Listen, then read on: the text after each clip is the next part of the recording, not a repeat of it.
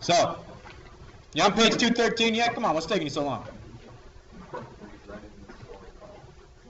You guys should go live in St. George. You're too slow.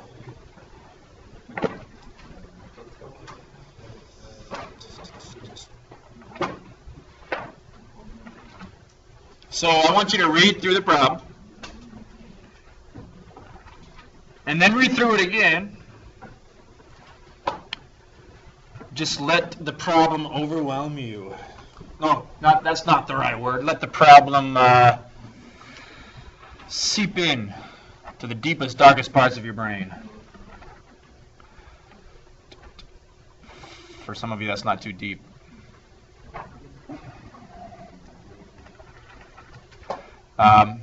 Anyway, I'm joking.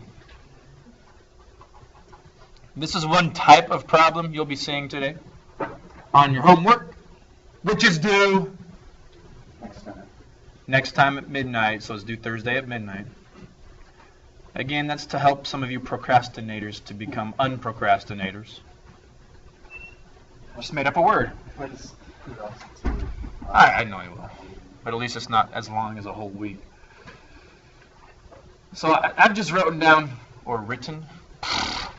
the gist of the problem here. One pump can fill the tank in 4 hours. Isn't that what it says? A second pump can fill the tank in 3 hours.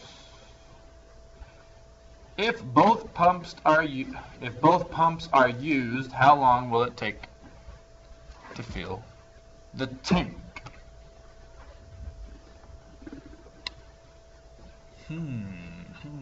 Well, let's hear your thoughts.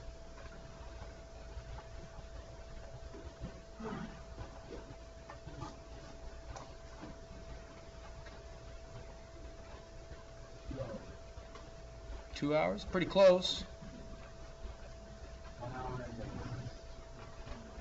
2 hours is pretty close.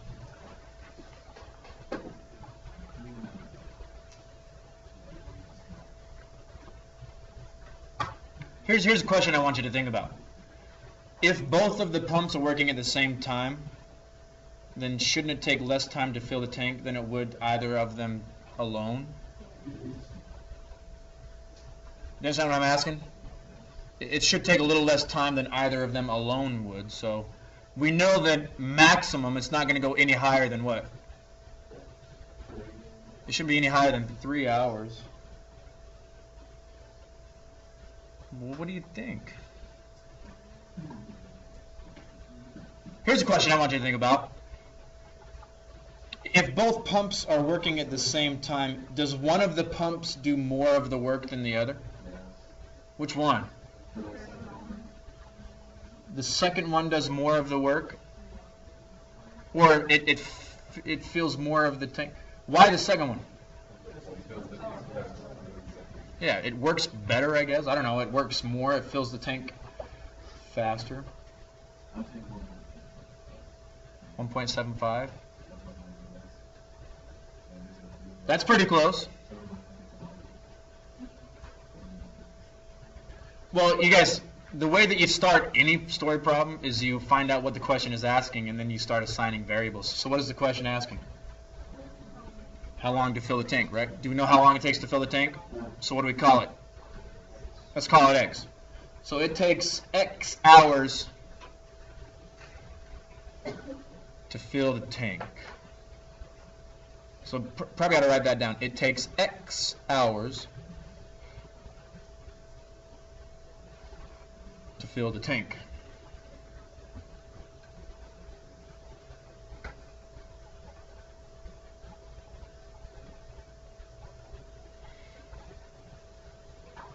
Now, if this were just some random problem on any given day, you might not make the connection, but this problem comes from section 3.7. What are we studying in 3.7? What did we just barely take a quiz on? Rational equations. So since this problem is in that section, wouldn't it kind of make sense that we might have to use a rational equation to solve this? You see what I'm saying? Now, I don't expect you guys to make that connection if it were just some random problem, but since we're doing this problem today in this section, you probably ought to start thinking about some kind of rational equation. So here's some questions I'm going to ask you that might lead you in the right direction. In 1 hour's time, you listening carefully? In 1 hour's time, how much of the work is done by the first pump?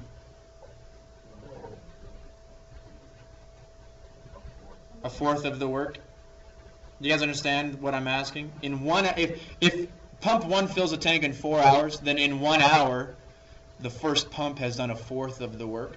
You guys follow? Same question for pump 2. In 1 hour, how much of the work is done by pump 2? 1/3. All right, now here's a little bit of a trickier question. Think carefully. If the entire time is X number of hours, how much is filled up in 1 hour of the entire tank?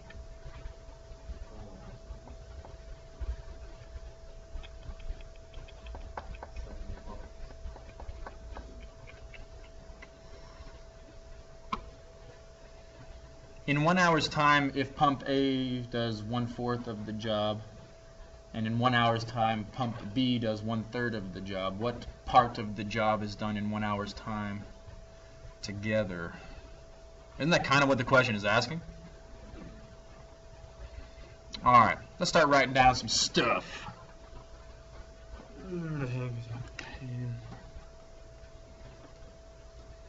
Let's just kind of write down what I just said.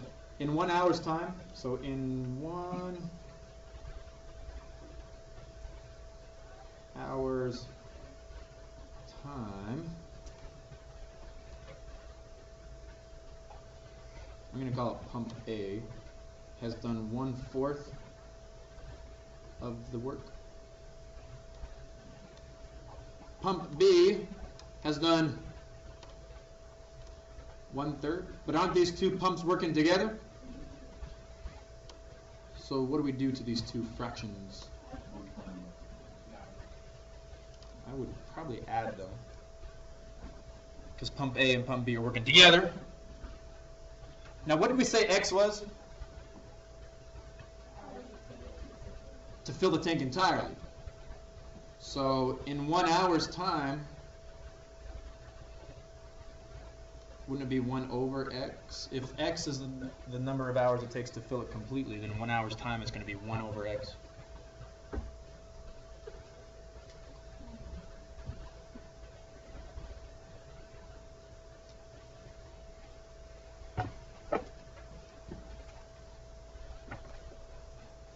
Now here's the thing about these kind of problems. I've assigned a few of these on your homework for today, and they're all solved the exact same way.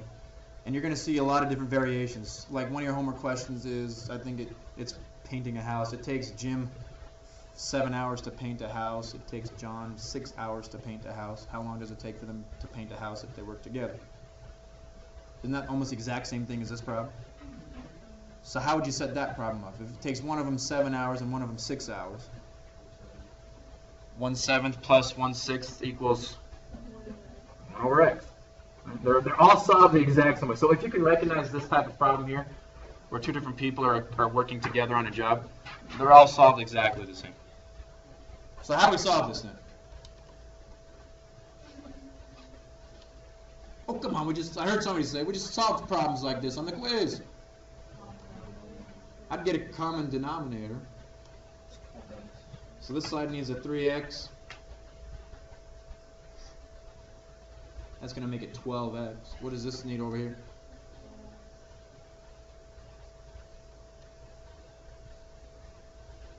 And then after the equal sign, needs a 12.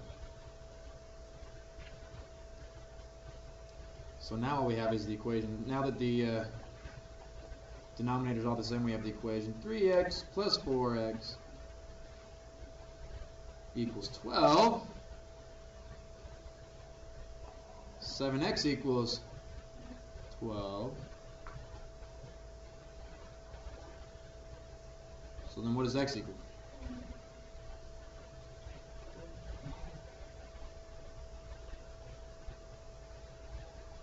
X equals 12/7.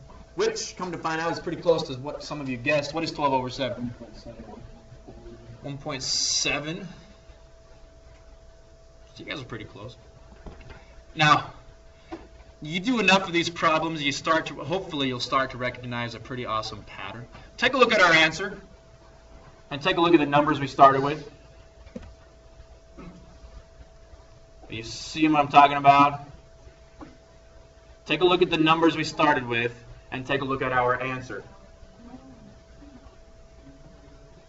Do you see what I'm seeing? What is 12? 4 times 3. What is 7? 4 plus 3. The pattern's the same for any problem like this.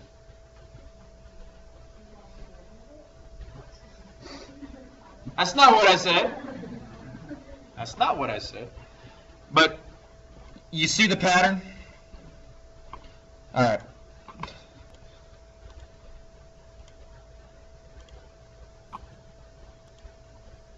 So let's see. Problem number 1. Wait for it. Sally can paint a room in 6 hours, while it takes Steve 3 hours to paint the same room. How long would it take them to paint the room if they worked together? Isn't that kind of like what we just did? Well, it's a pretty, if you remember that pattern we just talked about. These are like 5-second problems now. 6 times 3 is 18. 6 plus 3 is 9. 18 divided by 9. Let's see. I'm going to check my answer. Hopefully it tells me that I'm like super awesome. Ooh, excellence just as good. See? So here's question 2. Amiri can deliver his newspapers in 82 minutes, but it takes Horace,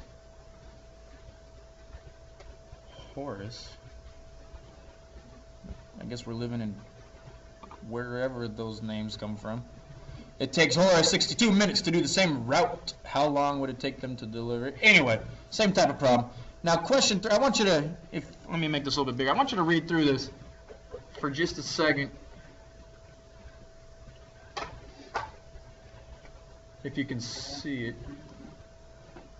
This is a different spin on the same type of problem. Can you see it?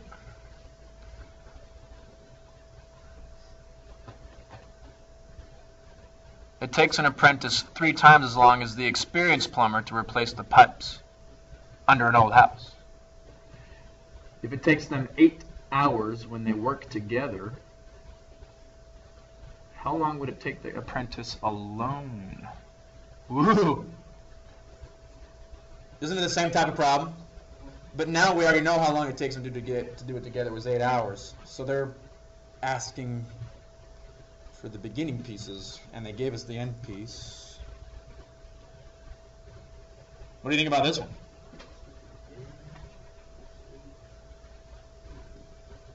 You don't have any thoughts?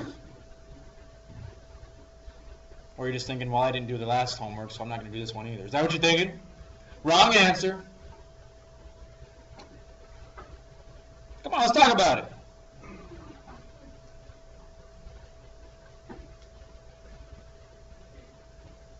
How long does it take the apprentice to work alone? Do we know the answer? So what do we call it? X. Right? So it takes the apprentice X hours.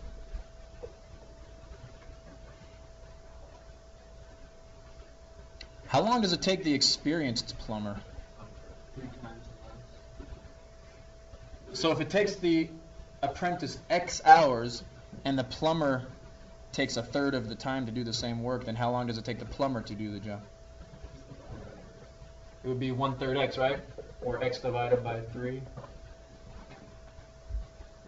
You guys following? How long does it take him to do the job together? So couldn't we set up a similar type of problem where we have 1 over this number of hours plus 1 over that number of hours equals 1 over the time it takes to do it together? How long did it take to do it together? So Something kind of like that. Maybe. Just a suggestion. I don't know. Maybe I'm just out of touch with reality. Well, let's move on to the next type of problem. This one has a cool little picture to go along with it. Check this out. Oh, check that out. All right, just write down the gist of the problem and then make a quick sketch of the picture.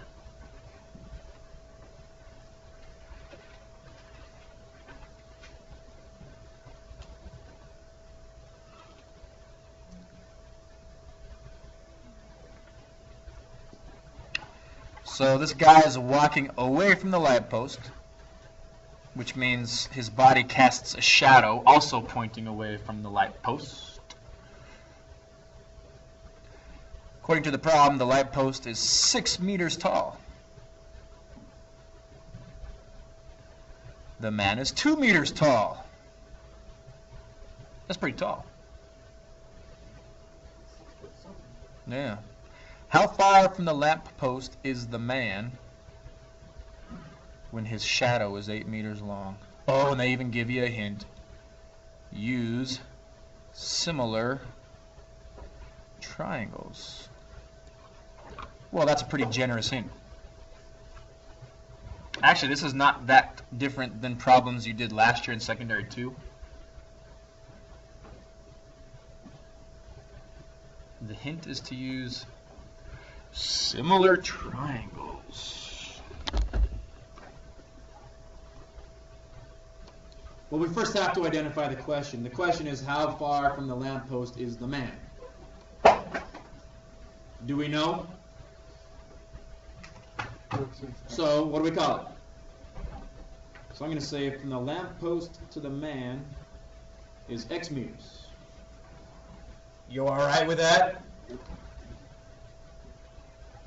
The hint is to use similar triangles, so that implies there are 2 triangles. Here's one triangle. The man and his shadow can make one right triangle. This lamppost is 8 meters. Yep. No, wait. No. The shadow is 8 meters. What's the size of the lamppost here? 6. There we go. Now, where's the other triangle? There's got to be, in order for 2 triangles to be similar, we have to have 2 triangles. We have the lamppost. We have this whole long hypotenuse here. And then... And now, we've got to be careful how we set this up. This is actually Proportions, 2 equal ratios. What does this side here correspond with? This man? It corresponds with the size of the lamppost, right? So last year you might have used phrases like 2 is to 6. Does that sound familiar? 2 is to 6 as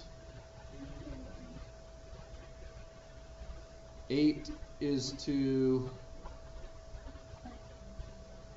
Now here's where we need to be careful.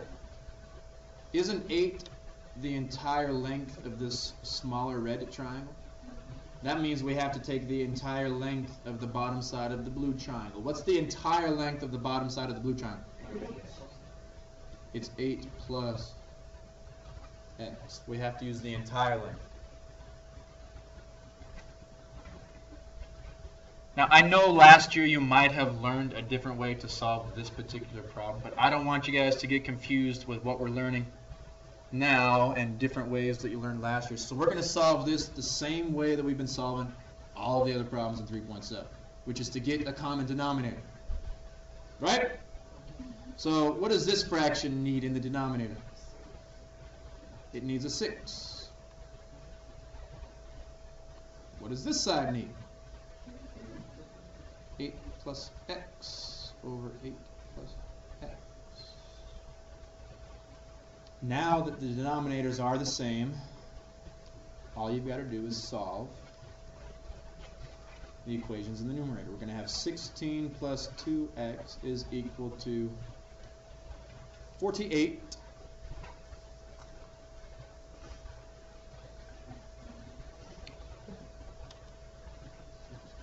Oh, come on, there's an easy problem now. Let's go, let's go, let's go. Maybe not so easy. Come on, what do we do next? I would take 16 over here and get 2x equals 32. And x equals 16. Now, it wouldn't be a bad idea to kind of think about the reasonableness of our answer. Is that a reasonable answer considering the context of the problem? X equals 16. Now, I would even go one step further and check the proportions. If this length is 16 and the length of the shadow is 8, what's the entire length? So now let's check the ratios. This side compared to that side, what is that ratio?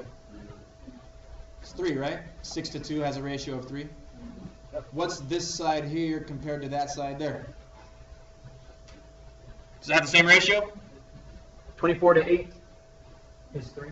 So, seems like we have the right answer. Well, we have to, it's 16 what? 16 meters. There we go. Now we have the right answer. You only have one type of problem like this. Let me show you on your homework. They even give you a fancy schmancy picture like this one. It's the very last question here.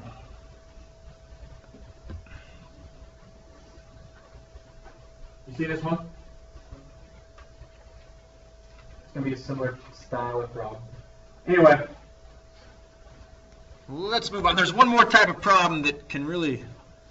Ooh, man, these are a little tougher. So, wake up, buckle up, pay attention here. We're going to do one out of the, well, it's kind of out of the book. So there's a little bit of writing going on here.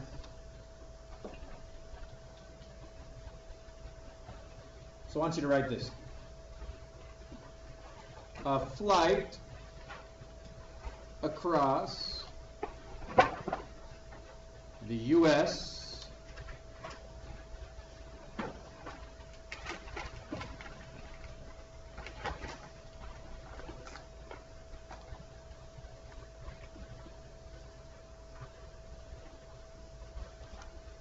takes longer. Ooh, if I can spell. East to west than it does west to east.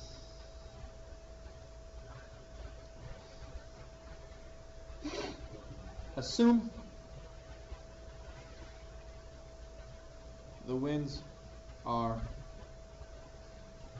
constant. That means whatever the wind is blowing on the east to west trip, it's the same wind that's blowing on the west to east trip, which actually isn't very likely, but let's just assume that it happens.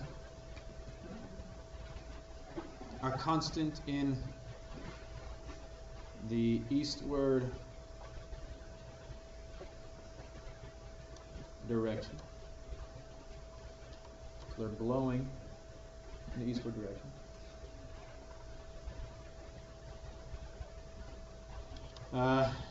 The time for a round trip is 7 3/4 hours.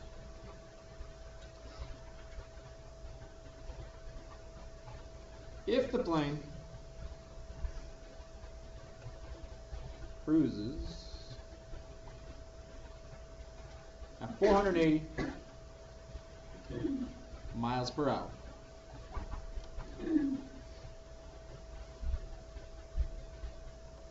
what do you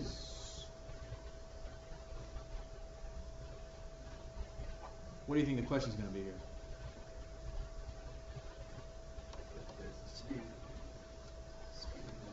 The speed. Why do you think it takes longer to go one direction than it does the other direction? Because you're going against the wind, right? We know the speed of the plane, so the obvious question here is, what is the color of the captain's tie? Come on, you guys. What's the speed of the wind, right? What's the speed of the wind? What is the speed of the wind, and when will they serve peanuts?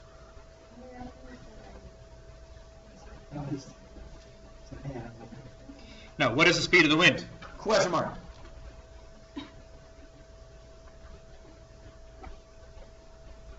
Okay. With these types of problems as well, There's usually a particular way to solve this. So, for sake of time, let's just go through this one together, then I'll have you try one on your own. I was going to have you try this one on your own, but I think I had to show you first how they're solved, and then you can do one. So, simple question. that I hope you all know the answer to. Can you remember a formula that you've learned that relates how far you need to go, to how fast you need to go, to how long it takes you to get there? You know what I'm talking about. The distance you need to travel, the rate at which you're traveling, and the time that you're traveling for. You know this formula. Come on. Don't make me say it. You know what I'm talking about. I know you've heard it in your science classes. Distance equals rate times time. I can't believe for $1 billion that you've never heard of that formula. Raise your hand if you've heard that formula. Then why the crap didn't you say anything?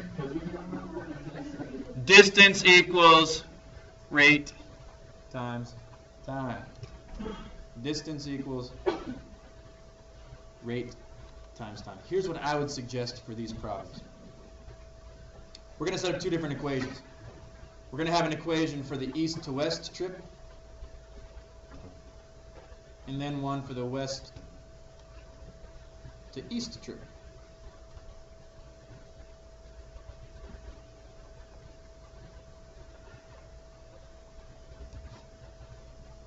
So east to west means the plane starting in the east and traveling in this direction, right? West to east means the plane starting here and going that way. So, I don't know, maybe it's going from New York to LA and then it's going from LA back to New York or something.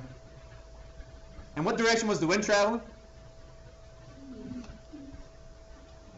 It's traveling in an eastward direction, so the wind is going this way. Would you guys agree with that? So which trip is going to...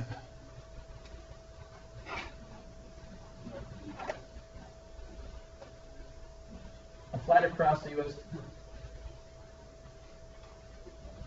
Two rounds and they're both going west to east. Well, east going to west means you're starting in the east and traveling to the west. West east means you're starting in the west and going to the east. Assume the winds are constant in the eastward direction. I think that means it's coming from the east, or coming from the east, or from the west, traveling to the east. So the wind's actually traveling this way. So anyway,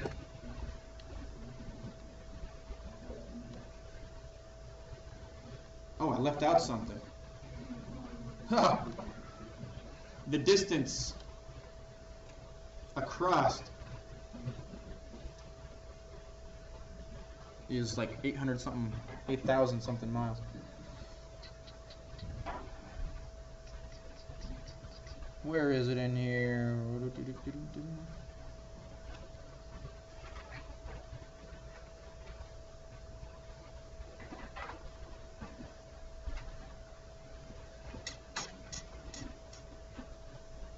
There it is. 1,850 miles.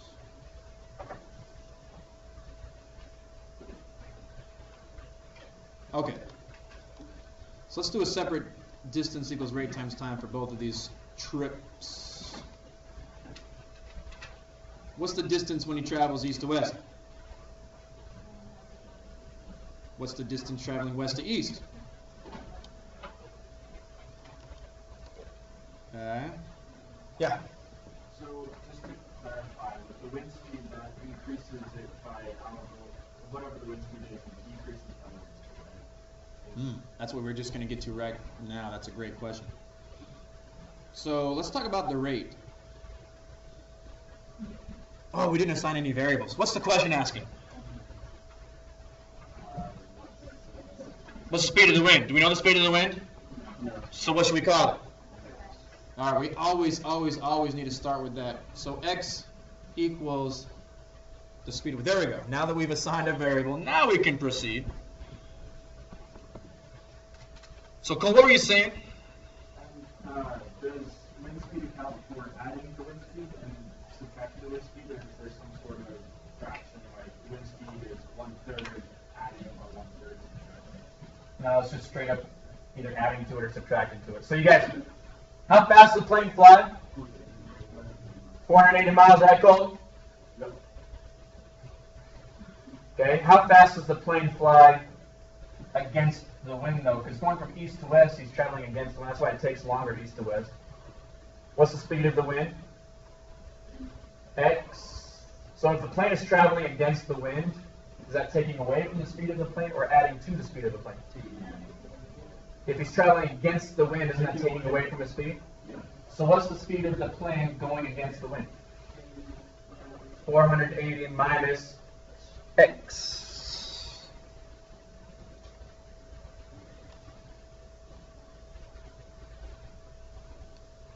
but now on the return trip, it's going to be exactly on the return trip. He's got tailwind, so it's 480 plus x. Now here's where you have to be clever with this problem. If you can understand what happens next, then all the rest of the problems like this Are solved the same way. They did give us a value of time at 7 3/4 hours, but that's the total time. How long was just the east to west trip, or how long was just the west to east trip? Would it make sense just to cut that in half? Doesn't one trip take longer than the other? So we're not going to just split it in half. Here's where the cleverness factor comes in. This equation right here, couldn't we rearrange that to be t equals something?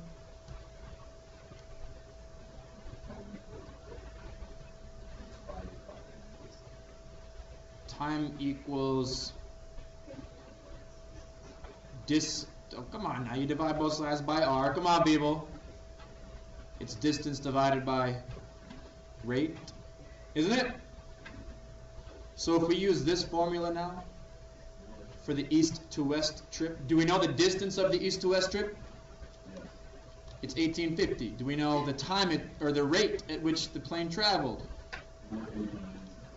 480 minus x. All right, let's do a similar thing for the west to east. What was the distance? 1850 divided by 480 plus x. Now, if this is the time it took to go east to west, and this is the time it took to go west to east, and we know how long it took together, 7 3/4 hours. Do you see where we're going with this? we know that the total time was 7 3/4 hours. That's a stupid way of writing it. We don't write mixed fractions like this since junior high. Let's write this a little better. What is this? It's 31/4. There we go. Isn't the total time comprised of the time for one trip added to the time of the other trip? Right? So 1850 over 480 minus x plus 1850 over 480 plus x equals the total time of 31/4 Of an hour. Now, doesn't that look like something we've been dealing with in this section? That's a rational equation. How do we solve it? Say it louder, Kyle. We have to get a common denominator. I know these look similar, 40 minus x, 40, but they're not the same.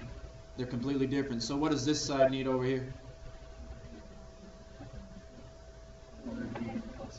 it needs 480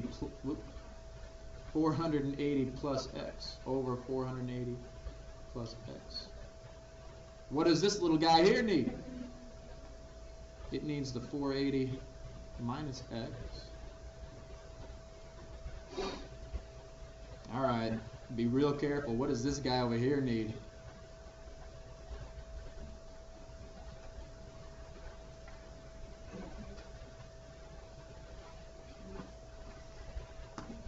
He's both of them. Yep.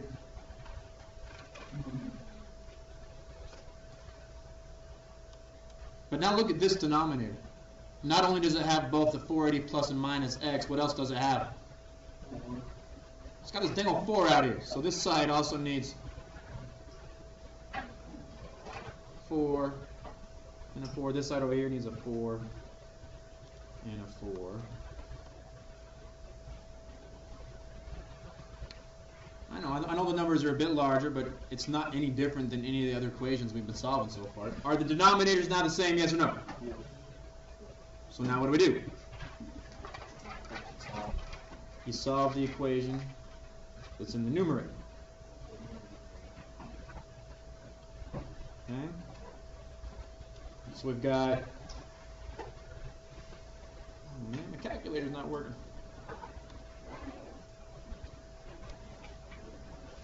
So anyway, we've got 4 times 480 plus x times another 1850 plus 1850 times 480 minus x times a 4 equals 31 times 480 plus x times 480 minus x. The bell's going to ring here in just a second.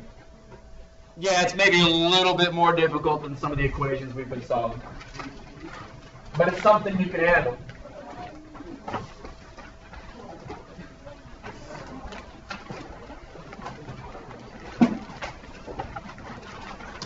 You would distribute everything, get rid of all the parentheses. You're going to end up with an x squared, so you're going to have to do a quadratic formula. But anyway, that's how it's done.